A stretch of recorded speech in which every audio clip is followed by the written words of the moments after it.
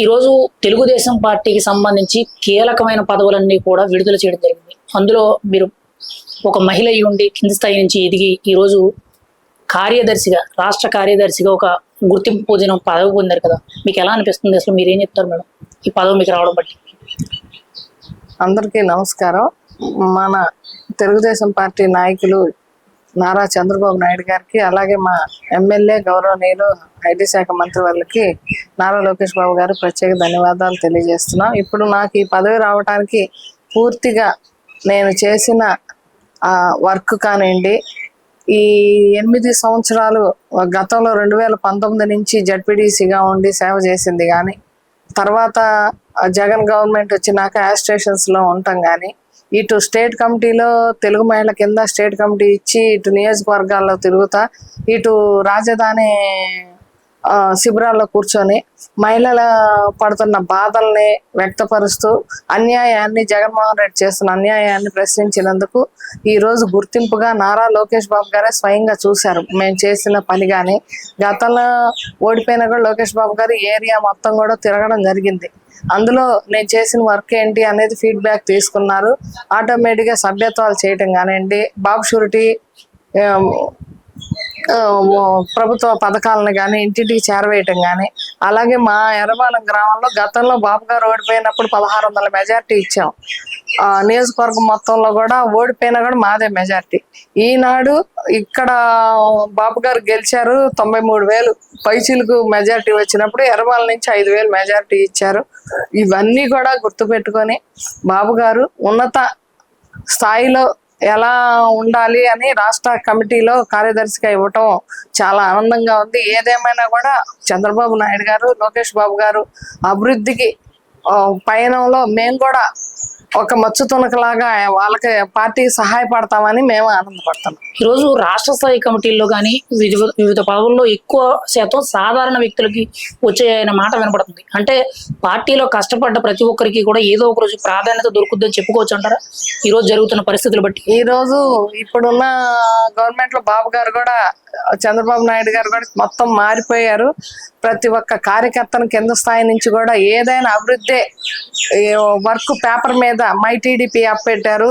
ఏదైనా సరే ఆ యాప్ ద్వారా ఎవరు ఎంత వర్క్ చేశారనేది చూసే దాన్ని బట్టే మైలేజ్ ఇచ్చి పార్టీకి ఎంత సేవ చేశారో చూసి దాన్ని గుర్తించుకొని ఇస్తున్నారు. ఉదాహరణకి గణపతి నగర్ శ్రీదేవి గారు కానివ్వండి, ఈరోజు మంగళగిరి మా బ్రదరు ధనుంజయ్ గారికి పొలిట్ బ్యూరో ఇవ్వటం, ఆయన 14 సంవత్సరాల నుంచి కూడా పార్టీలో ఉండి ఎంతో హార్డ్ వర్క్ చేసినటువంటి వ్యక్తి.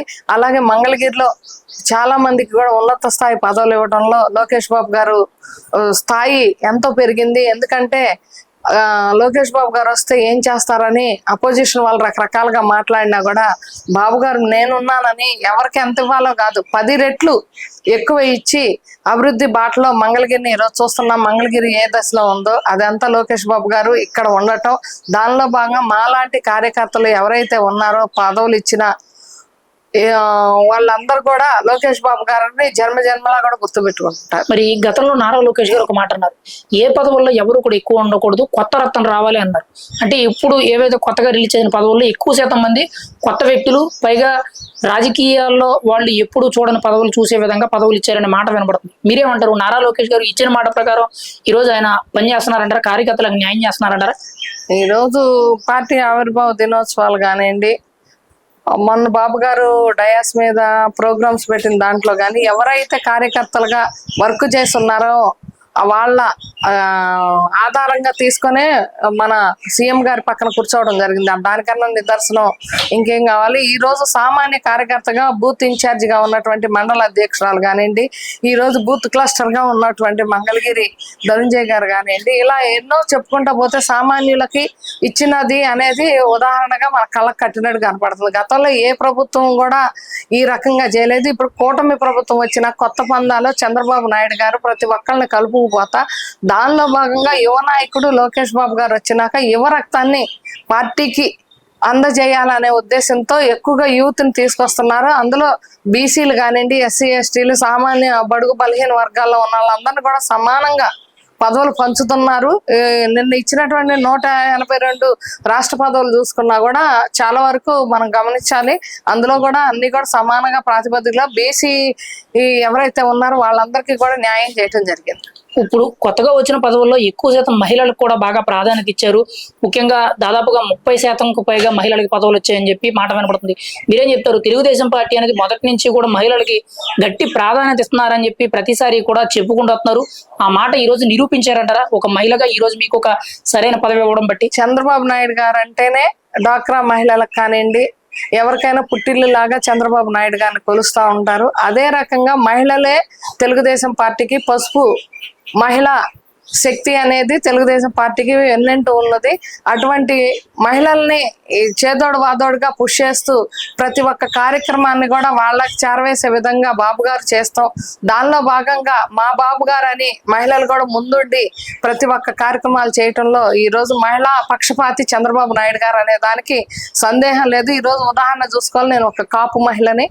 నేను ఎంపీడీసీ చేశాను, సర్పంచ్ చేశాను, జడ్పీడీసీ చేశాను, అలాగే తెలుగు మహిళ ప్రధాన కార్యదర్శి చేశాను. నా వర్క్ కానివ్వండి, నేను చేసినటువంటి అభివృద్ధిని కానివ్వండి బాబు గారి దృష్టిలో ఉంది కాబట్టి ఈ రోజు చంద్రబాబు నాయుడు గారు, లోకేష్ బాబు గారు కూడా నన్ను గుర్తించి పదవి ఇచ్చారని నేను భావిస్తున్నా. మరి ఈ రోజు ఆకుల జయసత్య గారు అనే మీరు ఈ రోజు రాష్ట్ర కార్యదర్శికి ఒక కీలకమైన పదవి వచ్చింది.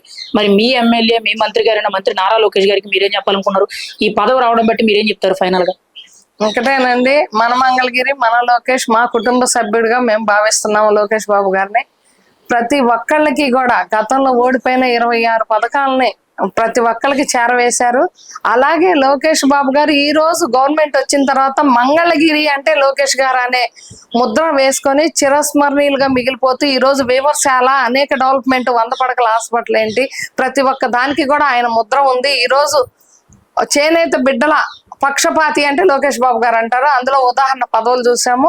అలాగే ఎవరు కష్టపడ్డారో వాళ్ళందరికీ కూడా పదవులు ఇవ్వటంలో లోకేష్ బాబు గారు ముందున్నారు. పదవులతో పాటు ఎంత వర్క్ చేస్తారు, ఎంత పార్టీకి సపోర్ట్ ఉంటారో అవి కూడా చూసి గణనలు చేసే ఈ రోజు లోకేష్ బాబు గారు ఇచ్చారు. లోకేష్ బాబు గారు మంగళగిరిలో ఎమ్మెల్యేగా ఉంటాం మా పూర్వజన్మ సుకృతం.